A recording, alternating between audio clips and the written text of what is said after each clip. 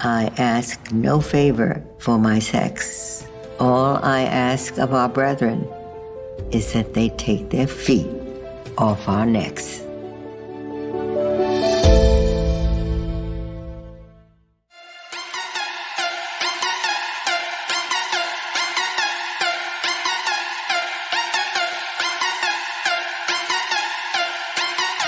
And that little girl was me.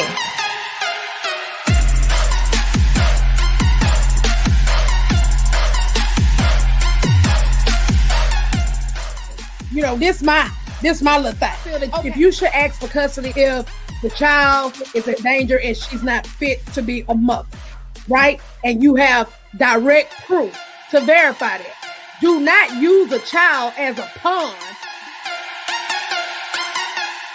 What the impacts of slavery, of what racism, what capitalism has done to black people. So for him to have this opportunity to really give a moment to say, you are correct, we must figure out a way to understand black people today.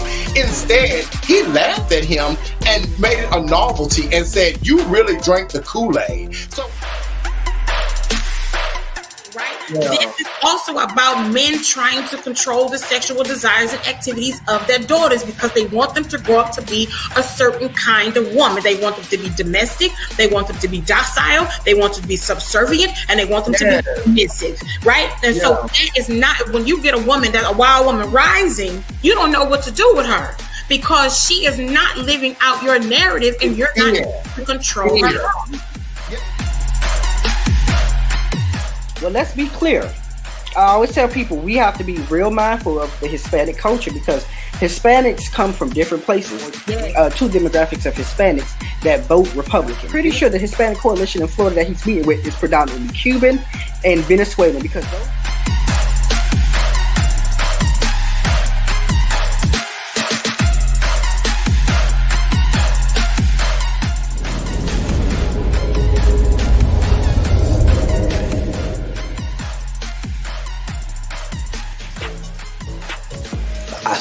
Can I buy a vinyl? You know, can I buy a So well versed and so phenomenal. Whether you work on a register or you're in the C-suite, you have a skill set that's so needed that someone is willing to rent your time. They are leasing your time. Figure out your promise first, not your product. What is your promise? And so when we're talking about facing challenges of people at high risk and targeted groups and minority population, it's trauma. So you got to think about what this person brings to the table. We're not always going to get it right. One thing that we as society don't want to appreciate anymore is apologizing. I apologize. I'm sorry. And so those words, I'm sorry, are so powerful. And so individuals don't expect everybody to get it right. But when you apologize and you're really listening to try to be better, then you do better. Safely, when it's all said and done, the police is going to protect the state. And that is why the slaughter of Black bodies and Black people at the hands of the police is such an epidemic because they are trained and they commit to a training of policing. So my book is about my struggle, but how I overcame it. And to let Black women know, and just women of all colors. And I'm not going to just say that it's just for Black women, but Black women, we need this. It's okay to say, I'm not okay. It's okay to go get help. If you can't have a child, that means your vagina is no better or no worse than the next person. Okay? And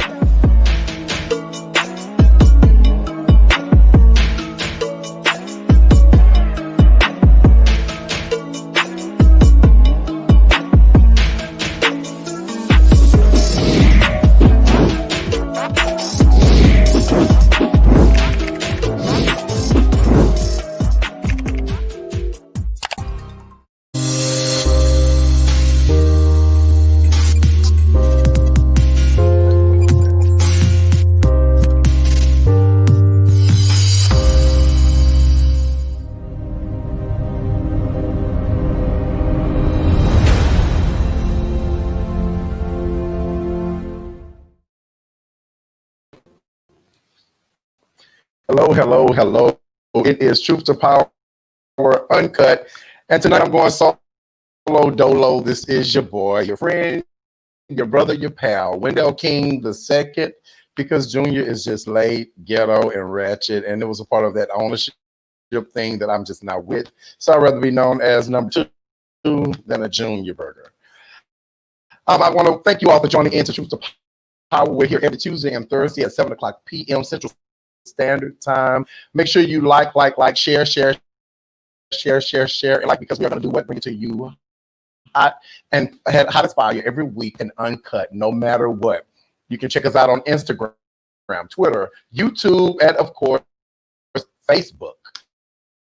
We are Truth to Power Uncut. Make sure you dash uncut, because there are many Truth to Powers, but none as raw as this. And on YouTube, if you do me a great big favor and just go on and click that subscribe button, we're going to be all good. Now, I want to make sure that I give you all some handles right now, because tonight is going to be a little weird because I am alone. So the first thing is, if you get bored, say something to me in the message, and we can chat about it. Hell, I may even bring you on. And if you are excited about it, give me some stars and some likes, because that makes me feel good. I may not be doing well in my lackluster delivery.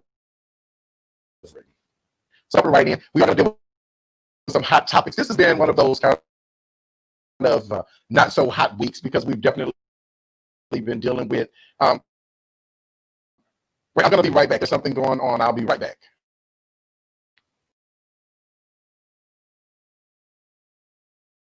I ask no favor for my sex. All I ask of our brethren is that they take their feet off our necks.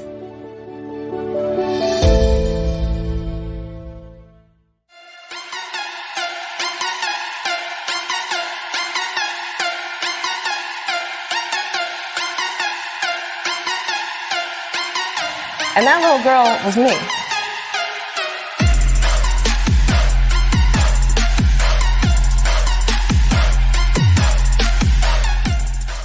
You know, this my little thing.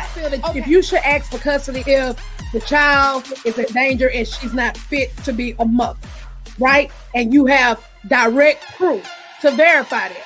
Do not use a child as a pawn. What is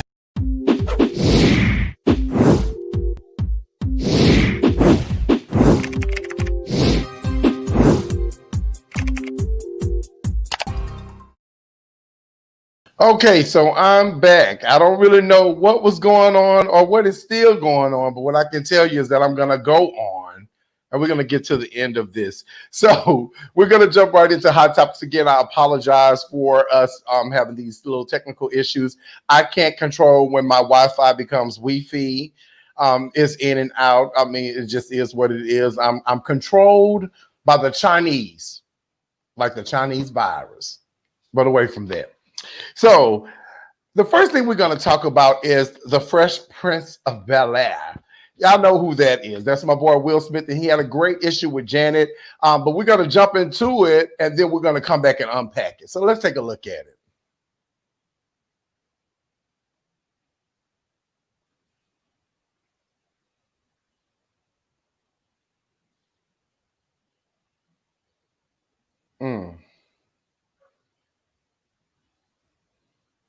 I don't hear any sound.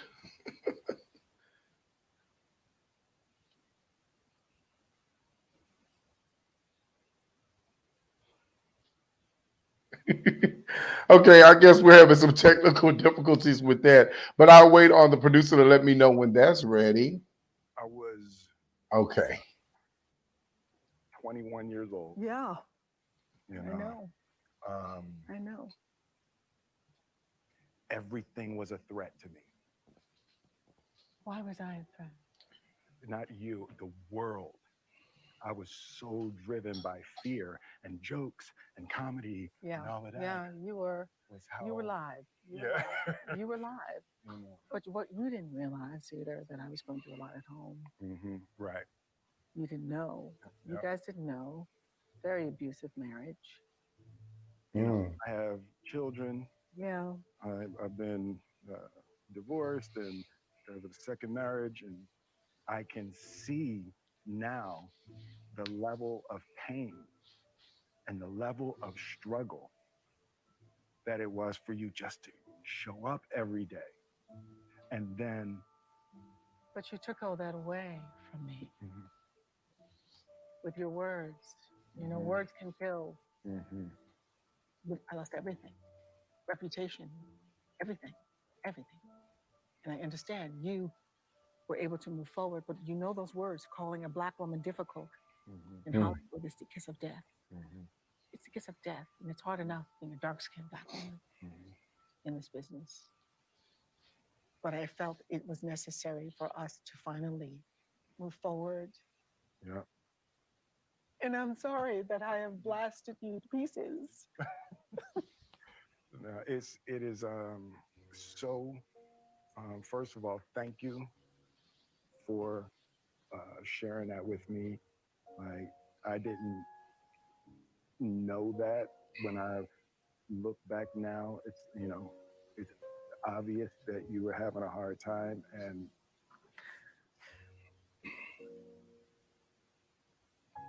I felt like you hated me. Wow.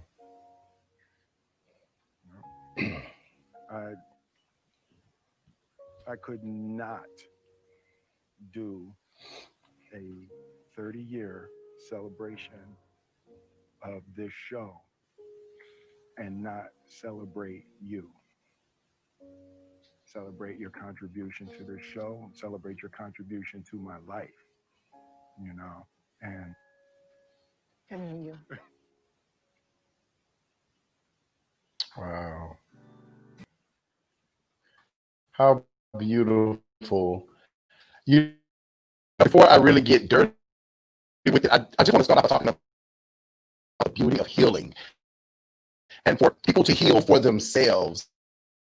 Because I think that Janet and Will both found a healing for themselves. And so that is what it was for me. It was a beautiful thing for them to find healing for themselves. Now, if I could just jump in, and I apologize if something's going on with the screen, if it's a little slow. Just hear me out. If you can't see me good, hear me out. So, okay.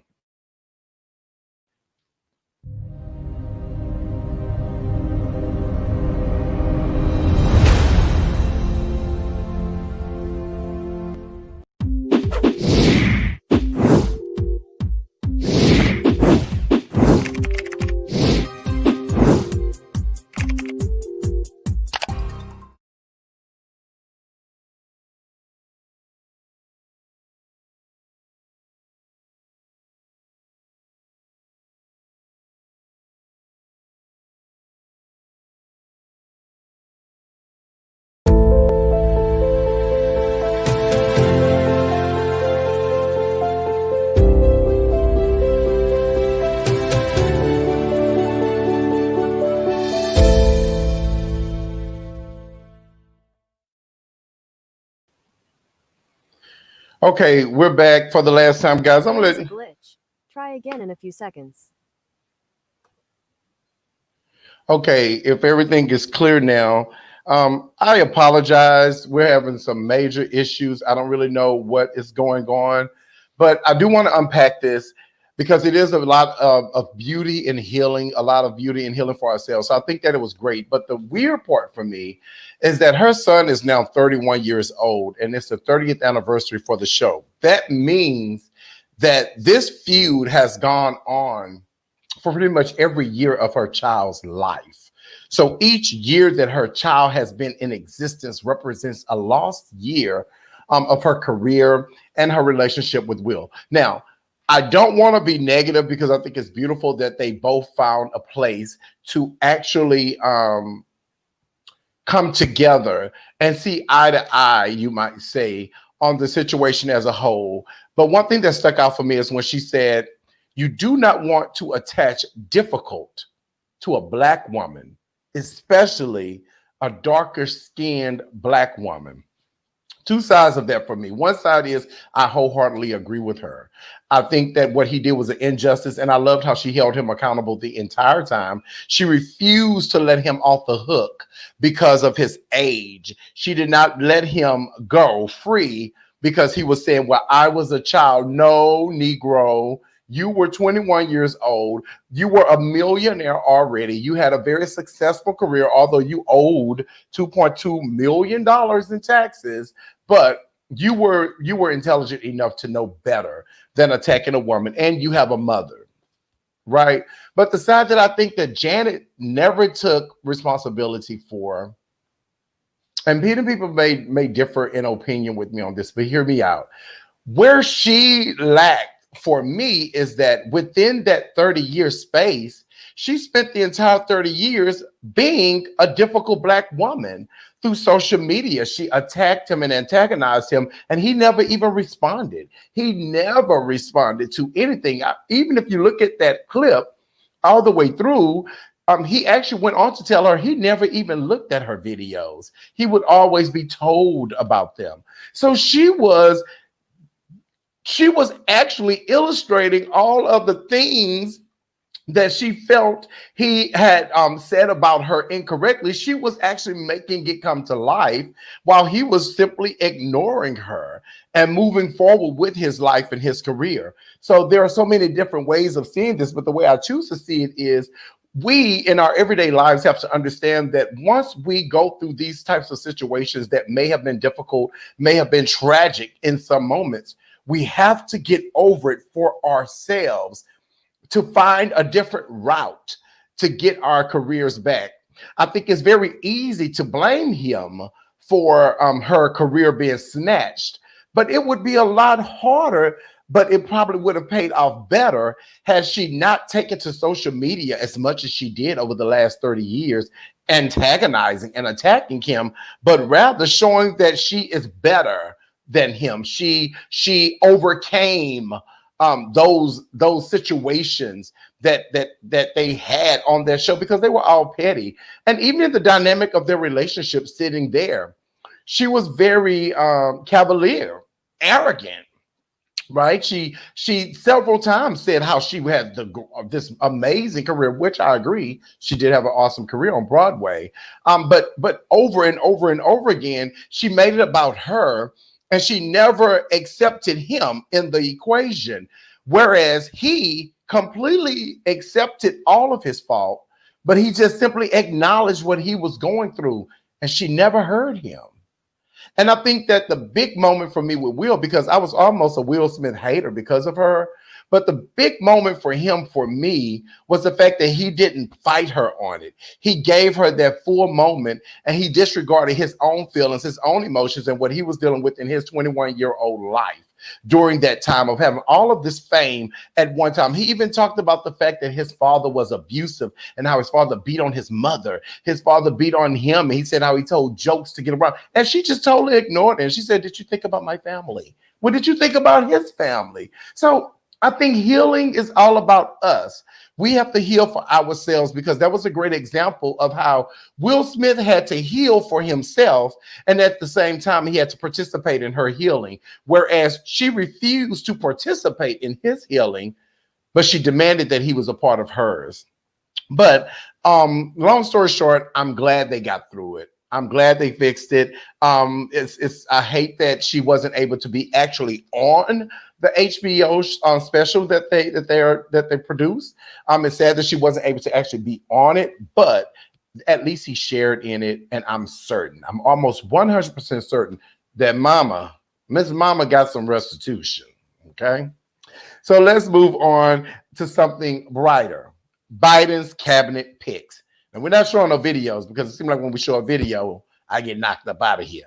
But we are going to go over. So let's start with, well, of course, we can start with Kamala Harris. We've already talked about her. She's not necessarily a cabinet pick because she is the vice president of the United States of America elect 2021, 2024 through 2024. So Ms. Mamas is in. But let's start off with the Secretary of State. Because the Secretary of State, I think his last name is Brinkle. But the Secretary of State is someone that was already serving as the assistant well, what they call it is deputy. He was the deputy secretary of state during the last 2 years of the Obama Biden I guess you could say era. And it is Anthony Blinken. Anthony Blinken, again, he was the deputy secretary of state, I want to say through 2012 to 2016, or it was 2014 through 2016, but he only served those 2 years. But he is the Secretary of State, and I think that he is an awesome pick. But here's where it gets good. Let's go to our first, because Joe Biden, it's really important we pay attention. Joe Biden made us a few promises, and I think that is absolutely amazing that he is holding on to each of those promises. The first promise was he said that the United States of America is diverse, and therefore his cabinet should look like the United States of America. He started off by picking a Black woman to serve as his vice president. He promised us a Black female Supreme Court justice, but we know that Sister Ruth, she exited this land, this earth, a little sooner than what we thought, and the Republicans ambushed the Democratic Party and force-fed us who they wanted, while Black people, Mexican people, Latinx people, white people were all at home suffering and struggling, and they couldn't get the HEROES Act, but they force-fed us Amy Coney Barrett. But let's get to some more first. We have Alejandro Mayorkas. I should have checked on the pronunciation of the name. So I'm gonna stick with Alejandro, okay? Alejandro is the Secretary of Homeland Security. So he is the Secretary of the DHS. So that is like a boom, boom, bang, because this is the first time that anyone outside of European descent served in this capacity. So he is actually a Cuban Jew. We're talking about Alejandro. He is a Cuban Jew. And so I think that that is absolutely commendable, because once again, Joe Biden is sticking to what he said, and he is making his cabinet look more like what America is. And that's important that we acknowledge that. So I'm glad that that has happened. Now let's go to the Director of National Intelligence. This is a whammy. Avril Haines is the Director of National Intelligence. This woman, this girl, will now be in a position that has never been held by a female in our American history. But what makes this extra special is that she is in a position that pretty much controls the FBI and the CIA. So she will be the person that they ultimately answer to. So that is absolutely sickening. She's a former principal deputy of National Security Advisor under, of course, Barack Obama. But the beauty is she is the woman that is handling these things. So I think that is just absolutely crazy. I'm loving it. Now let's go on to Sister Ambassador Linda Thomas Greenfield. You know, you got a real Black woman when they say I'm gonna put a little dash there, I'm not letting my name go. I wonder if we're related, because I have a lot of Thomases in my family. I'm just gonna say we're related because it feels good and she looks like my Aunt Helen.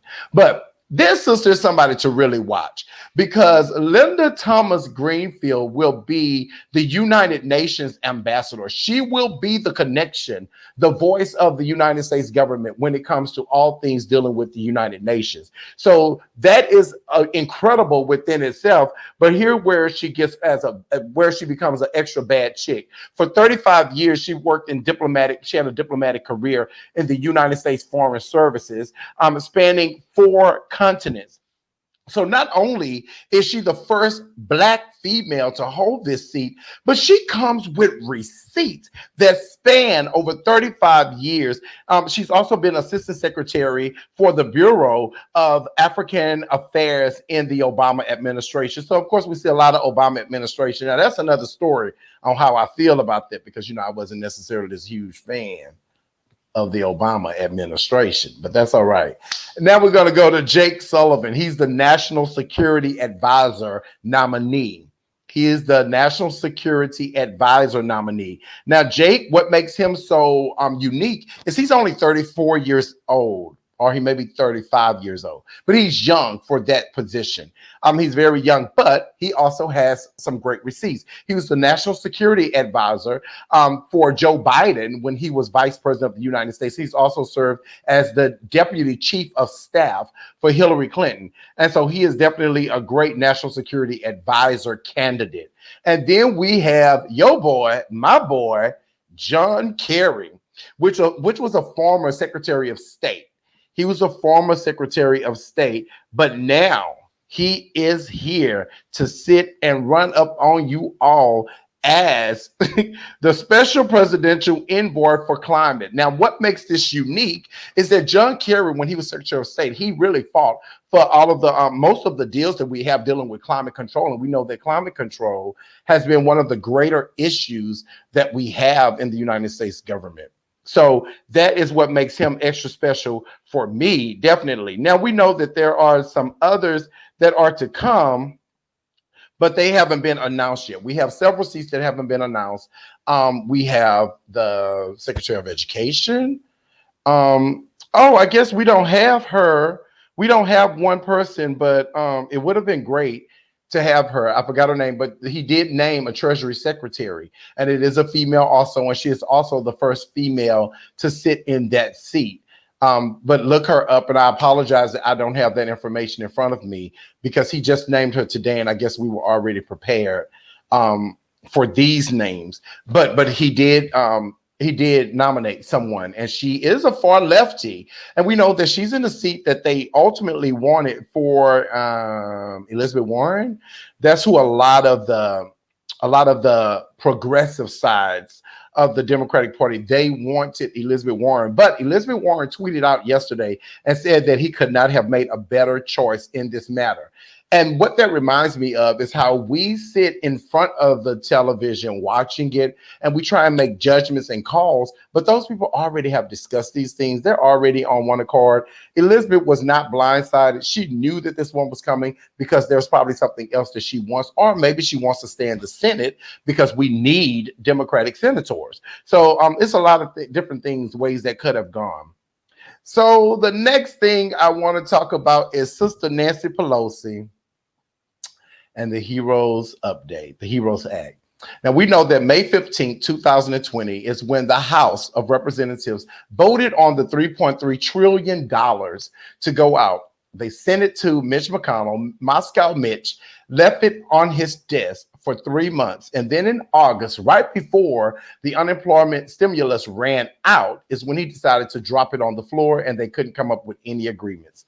Of course, everyone was pissy and upset because they said that, okay, well, Nancy needs to negotiate, when they look over the fact that Nancy dropped this on his desk May 15th.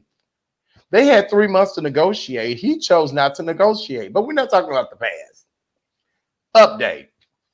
I've been Team Nancy all the way through, and I'm still Team Nancy, but I just have a little advice for Mother.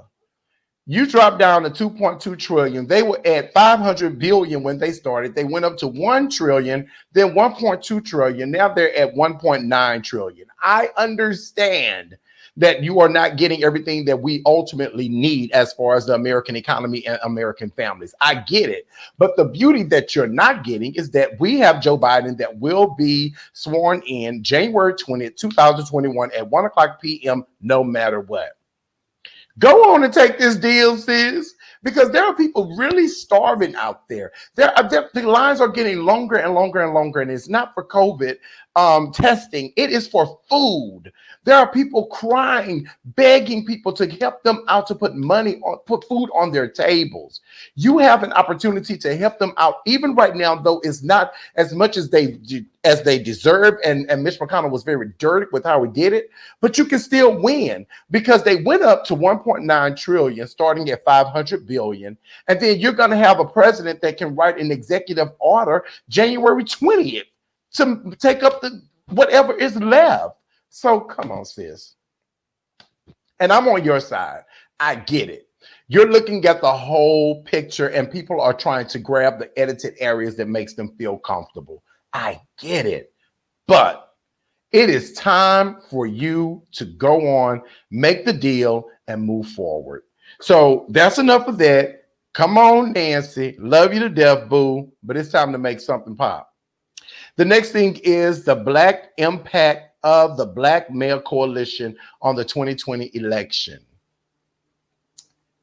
Guys, I'm going to be very kind and I'm going to choose my words very carefully. And I've already said a prayer because I don't want to go too far and go too deep in. But let me tell you something.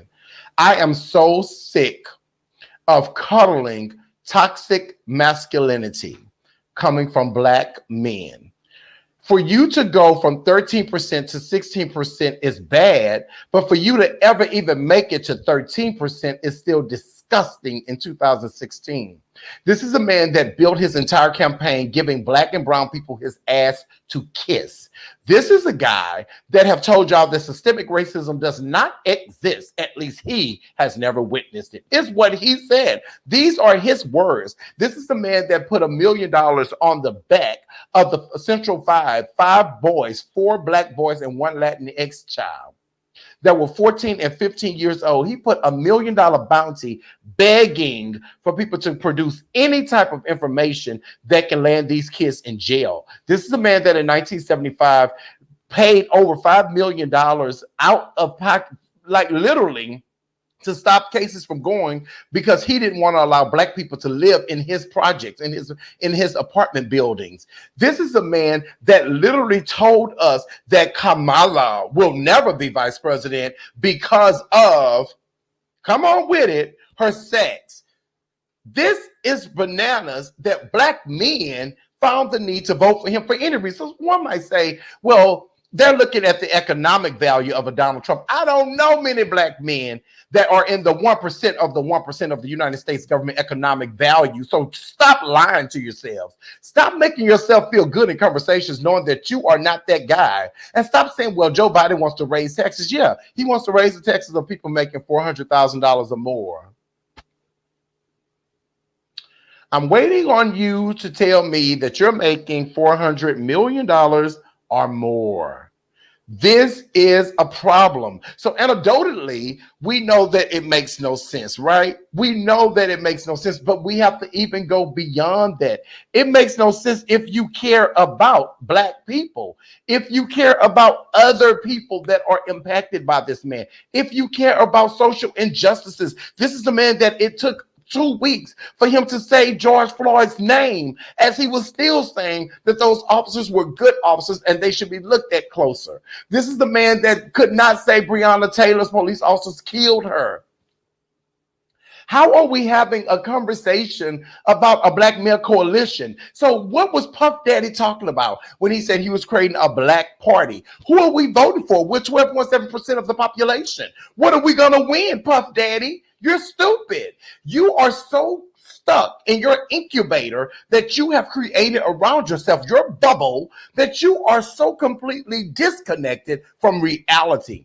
And then Dr. Dre, Ice Cube is somewhere twiddling his fingers, looking stupid because everybody told you that Donald Trump was using you and you did not want to accept that. And then you lied and said that the Biden camp never reached out to you, only for us to later find out by your own words that Kamala Harris did reach out, but you didn't want to talk to her with Snoop Dogg. You wanted to be by yourself. Come on. And then Lil Wayne, you've already told us that you've never voted. You already told us that you don't care as long as white people are buying your music. You don't care what they do, how they treat anybody. You just care about what they do for you. But then out of nowhere, you bring your Bozo the Clown looking ass up to come and talk about Donald Trump. You are crazy. 50 Cent, I'm going to give you a pass. I'm going to let you live. Only because I know that you're childish and petty and you was playing a game, but I appreciate you, brother, for coming out again and pointing out that you were asked by the Trump campaign to come and do a photo op for $50,000 in 2016. You declined. They came back to you with $1 million offer in 2020 and you still declined. And you also pointed out how Donald Trump was only trying to use you. So I will give you a pass, but this is the last pass I'm giving your ass. But I'm going to give you a pass this time. This Black male toxic energy has to stop. I tell people all the time, when the oppressor becomes when the oppressed becomes the oppressor, look out. And that is what's happening with this black toxic energy. People say, well, they feel left out by the Democratic Party. So they feel welcomed by the Republican Party. Black men have been the face of the black community in the Democratic Party since 1971. Let's be clear. Black women are just now getting the adoration and the admiration and the celebration that they deserve within the Democratic Party. The other reality is there's only been one man that is not of European descent to become president of the United States of America, and that was a black man that was produced by the Democratic Party. There is only one woman to ever become vice president of the United States of America, and that is a black woman that was produced by the Democratic Party. We have a plethora of senators that have come through the Democratic Party. We have an abundant amount of House of Representatives, mayors, governors, city council, well, not governors, but city council members that all were produced by the Democratic Party, and they are black and brown people. How dare we continue to say the Democrats are not doing enough for us? No, black sir, your problem is that you are jealous and intimidated by black women. You are pissed off because black women are now getting the pump, pump, boom from the Democratic Party that they so deserve. So, no, we will not talk about those black women anymore. We will not act as though the Democratic Party has somehow treated us any kind of way. We will be respectful and mindful and celebrate our black sisters that are now getting what they deserve in the Democratic Party. We have to stop this thing that black men are having, but it stops with black women coddling black men. Stop being apologists for their behaviors. Call a thing a thing. If someone does something, it does not help you to try and ignore it as though it will go away, because it will not go away. It will only stay there and muster and become worse and worse and worse. Trust me on this. I'm gonna go on before I really go crazy on that. But black men, please, let's stop being so scary of our own sisters that have held us up for so long. They have been our spinal cords since the beginning of time. They were the breadwinners when we were going to jail or just simply walking away from our children because we no longer like their mama. So let's celebrate them. And in celebrating them, we have to celebrate the Democratic Party, because the Democratic Party has shown us at least they give a damn about us a little bit. Since we say that they don't care enough, they show us that they care a little bit. Because the Republican Party has given us nothing but their bare asses to kiss. All of those Tim Scotts and all that foolishness, yeah, slaves. Slaves. In Houston, we had 2 black guys to run for office for other Republican ticket. Slaves. Y'all, they didn't even get 12%. Neither one of them got 12% of the vote. I don't think they got 20% collectively. Where were your white friends on your Republican side voting for the Republican? The white guy. So I'm going to get off there because I don't want to go crazy. I'm going to go to Tucker Carlson. Y'all pray that when this video come on, it doesn't mess me up. If it does, I'll be back before it's over. And then we're going to unpack Tucker Carlson. So let's take a look at this Tucker Carlson video and get into it and see what's really popping with it, because I think it's going to be good. So what did you think? And you've got a lot to think about, obviously, at this point in your life. But when you saw the Joe Biden for president campaign smear your son as a white supremacist, what was your reaction? How dare him do that to my son? That's my son that he did that to. And I'm not going to back down from him. And he is not a white supremacist. He's not a racist. He's my son, and I know him, and he is none of that, what Joe Biden said. So there's no, as far as I know, and we looked today, but I don't think there's any evidence at all that that's true. I don't think there's, online evidence or video evidence showing your son endorsing extremist racial positions. Is there? No, there isn't. Kyle, he's a caring young man. He went to Kenosha to help people. And what Joe Biden did, and showed my son's picture, his image, and labeled him as a white supremacist, I will take him down. Are you willing tonight to condemn white supremacists and militia groups and to say that they need to stand down and not add to the violence in a number of these cities, as we saw in Kenosha and as we've seen in Portland? Sure, Are you I'm willing prepared to do specifically that, but do it? Well, I go would ahead, say sir. I would say almost everything I see is from the left wing, not from the right wing. So what are you saying? I'm willing to do anything. I want to see peace. Then do it, sir. Say it. Do it. Say it.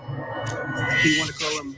What do you want to call him? Give me a name. Give me a White name. Go ahead. supremacists Who and would right you like me to condemn? white supremacists and right Proud Boys. Boys, stand back and stand by.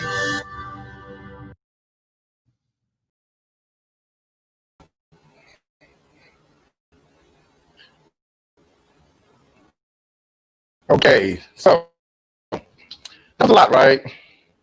That was a lot. Number one, she was a hoot. The mother was a hoot, and I really want to talk about that. It looks like once again I'm gonna have to.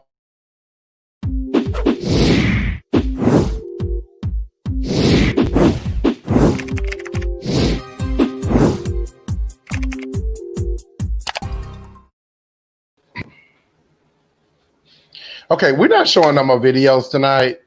I don't know what's going on with my Wi-Fi, but we're not showing no more videos tonight because I'm getting disgusted with this. But let's unpack this. Then we'll just discuss the other Carlson Tucker Carlson's whatever his name is video. But first off, let's unpack what just happened, what we just witnessed. We have his mother.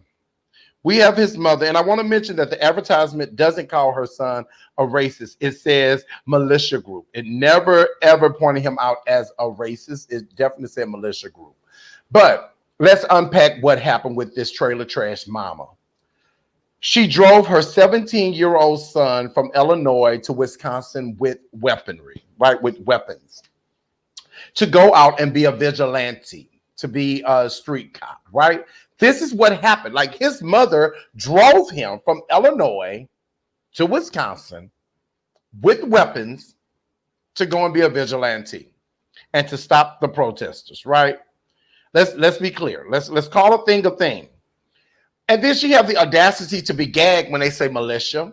I would have called him a racist pig. I would have called him. I'm saying things that she could have been upset about if they would have said. If they would have said he is a white supremacist, a white nationalist. He is a demigod. He is evil. He is treacherous. He is a demon. These are things that she could have been upset about. But she's mad because they said that he was a part of a militia. She may need to look at the definition of a militia because he was acting as though he was a part of a militia. King Henry V said something, and I always hold this dear to me, and people think that it's evil for me to like it, but I love it. I don't just like it, I love it. King Henry V, when he sent the guards out, and he told them to go kill all boys. And they said, kill all boys? You want us to kill even the babies? Even the babies? He said, yes. And they said, why do you want us to kill all the babies? And King Henry V said, without any hesitation, boys grow up to be men.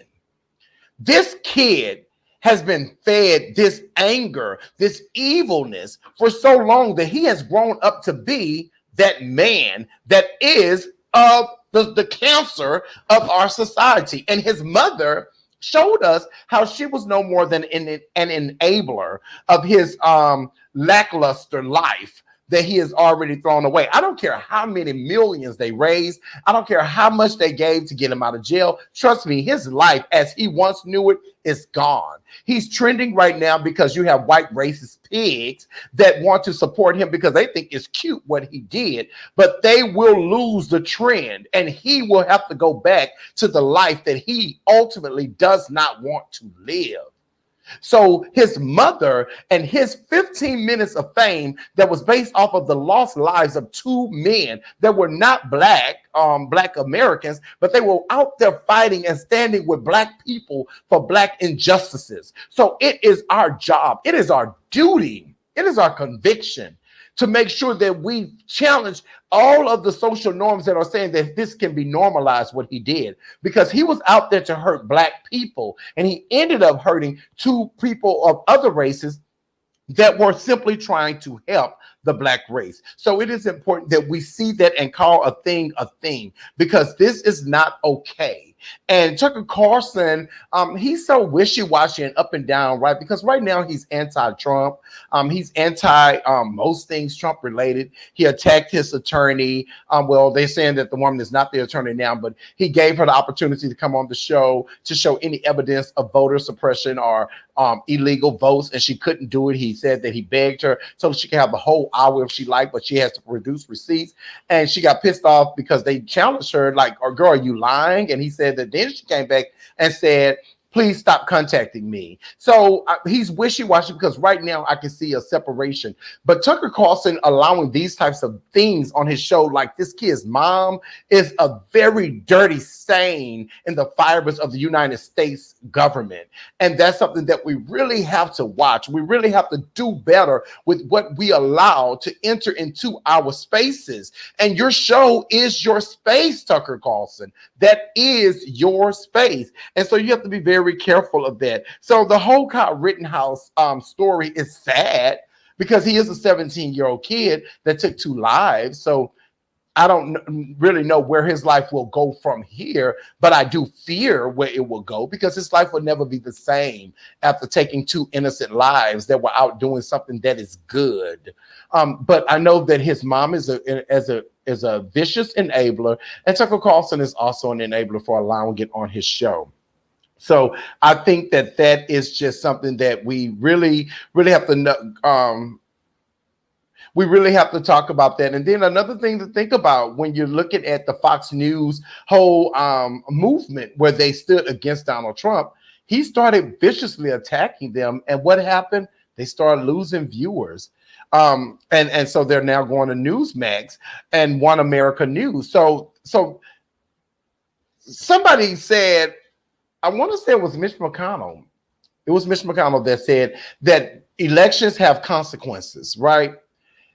But not only does elections have consequences, but the way people move during elections have consequences also, because Fox News were an enabler for 3.5 years to Donald Trump and his propaganda. And now the snake has turned on them and it is costing them viewership.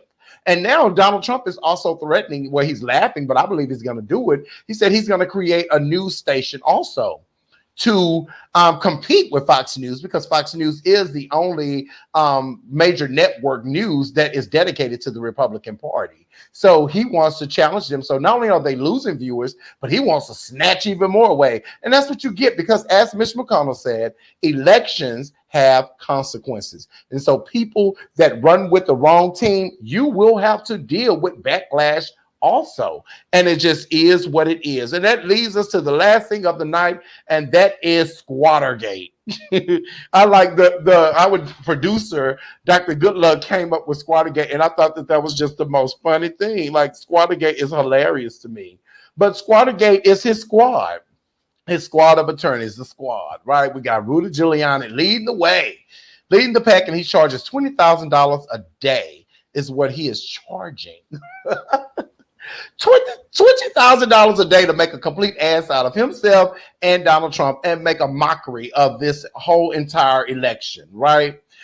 From dye dripping off the side of his face to him accidentally thinking he was going to be at the Four Seasons, but end up at some little storefront called the Four Seasons to do a press conference. He has made a complete joke of himself and Donald Trump. We've already talked about his sis that is all already equally made a fool out of herself. So Squattergate is kind of, it's a telltale story. They've already told their own story. It's already, the beat is gone. The beat is there. We already see how that's going to go, and it is what it is.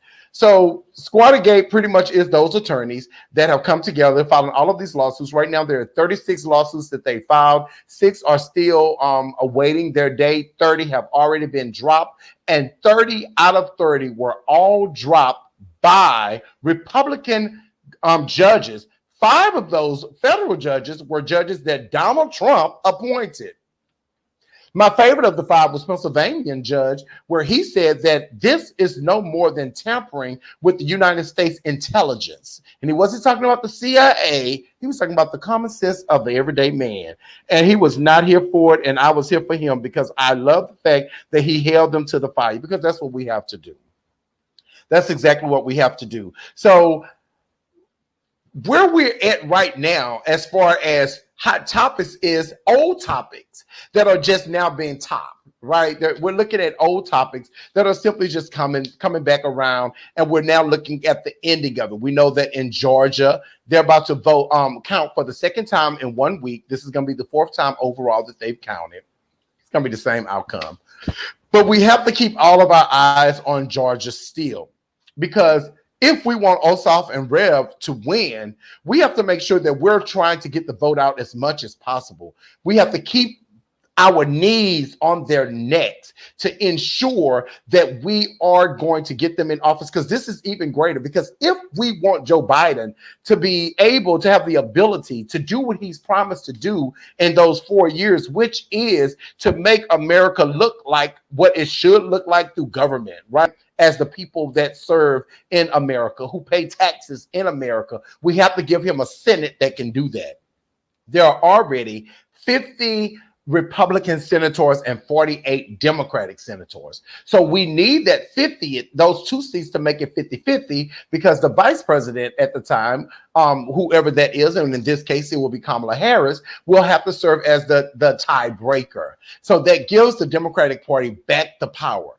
Could you imagine how resourceful things would be with with a Democratic House of Representatives, Democratic Senate, and a Democratic executive administration and cabinet?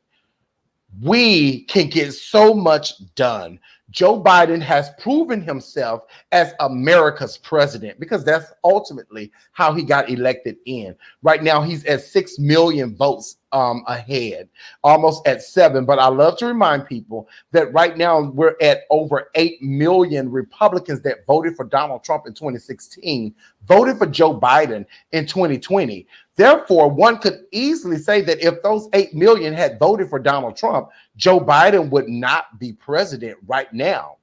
We know that Black women has always served as the backbone of the Democratic Party. So their power isn't just in them voting, but it's that they know how to get the word out to vote. They know how to motivate and energize the bases to get people out to vote. So therefore, Joe Biden would not be president without them. We know that the progressives, they finally got off the egg and did not do what they did in 2016 and stay crying about Bernie, but instead they jumped on board with Joe Biden, and they fought and energized different bases that probably would not have voted at all. So therefore, Joe Biden would not be president without the progressives. And we know that the Latinx community, Arizona was pretty much, you could say 99%. The reason he won Arizona was because of the Latinx community.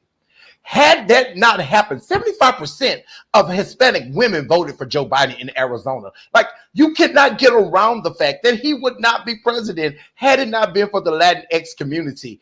And then we know that our favorite evangelicals were voting for Joe Biden that voted for Donald Trump in 2016. We know that they came out in large numbers because this makes him the second Catholic to ever serve as president of the United States, second to John F. Kennedy. So it's been, nearly 50 years since a Catholic president has been in the White House. So therefore, we can say that he would not be president if it wasn't for the evangelicals. So we have to know that Joe Biden is ultimately the president because America collectively came together and fought for this guy to make it to that house to do exactly what he said he's going to do. Keep the promises that he told us. He's not told us one lie yet.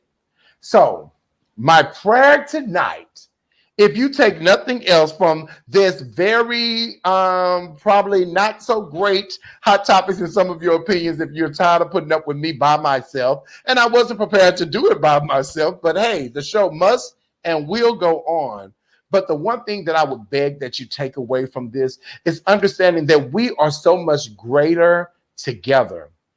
I don't care what anyone says. I don't care how anyone flips it. I don't care how people manipulate narratives. There is no way Joe Biden could have won without every single vote that was cast for him. We have to stop separating and compartmentalizing equality, because we will never have equality if we keep separating ourselves in every division that exists on this earth. So no more of that. He won just because of black women. He won just because of black people. He won just because of Latinx. He won just because we wanted something better than what we had. And so collectively we came in and we seized the moment and we won. So let's stop always going against ourselves just to prove petty points of what we are not. So in the spirit of Dr. Matthews, which is not here tonight, and again, I hope that you all share, and like. We're on YouTube, Instagram, Twitter, and of course, Facebook, and that is Truth to Power Uncut. But in the spirit of Dr. Matthews, and I want to say, I miss you, Dr. Matthews. I miss you, Dr. Aurelia Johnson. I miss you, Dean Snell. And I'm hoping that everybody is back real soon so I can take a vacation. But in the spirit of Dr. Matthews, I do want to end with a quote, and it's by one of my favorite black women, and that is the beautiful Angela Y. Davis. She said, "I am no longer accepting things I cannot change. I am changing the things I cannot accept." Stop seeing the glass as half empty, and let's start imagining the glass half full. And imagine how much we could actually accomplish if we just simply change our point of view and see things positively. No matter what, no matter how dark it may seem in the room, you should find happiness in knowing that sooner or later you're going to get to the switch. And when you do, you can pop the light on and be excited, happy, and satisfied by the beautiful things that you see. Because the United States of America is a beautiful melting pot. The problem is we just refuse to melt together. So we stay as a tossed salad and remain in our incubated bubbles alone. This is Truth to Power Uncut. Please make sure you tune in on this Thursday. We're going to have a special town hall meeting, and I'm sure it's going to be awesome. We have some amazing guests that's going to be on the show Thursday. We're starting this new thing called Think Tank Thursday. This Thursday, we're going to be talking about voting. We voted, now what? Off the top of my mind, we have some great guests that will be joining us. We have Kendall Brinkley Brown. We have Miss Heather Ann from California. We have attorney Alicia Hughes. We have good brother from Virginia, which I absolutely love, this man, Donald Scoggins. And then we have brother Marcus Barnum, Reverend Marcus Barnum, a great man that I've known for almost my entire life. So please join in this Thursday. And again, share, and like. We are here for you. Love you all. Thank you all for tuning in. And I will see you all on Thursday. Good night. I ask no favor for my sex. All I ask of our brethren is that they take their feet off our necks.